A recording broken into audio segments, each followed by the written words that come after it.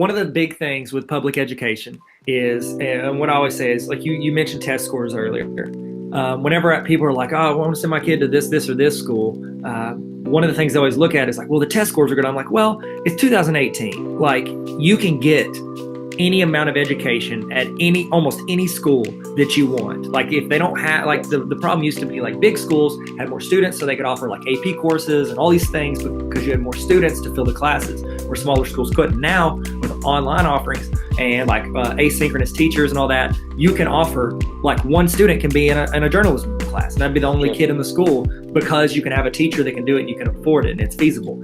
And so I tell people, I was like, that doesn't matter anymore. I was like, the most, like, your student, your child is not the average of every student in that school. Your child is based on you and your parenting, what they are, how they are motivated in school, and how they want to achieve.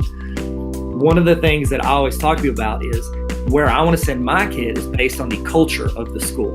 I care what are the core values of the leadership there. What is the, like, essentially, we both know, we've been to high school, whatever the cool kids are doing, everything's kind of like a blob behind that. If the cool kids are straight laced and they care about like this, and this, and they're the smarter kids and they push to achieve more, you see a lot more kids in the school that do that, as opposed to the cool kids that go, get lit on the weekends or whatever the phrase is they're using now.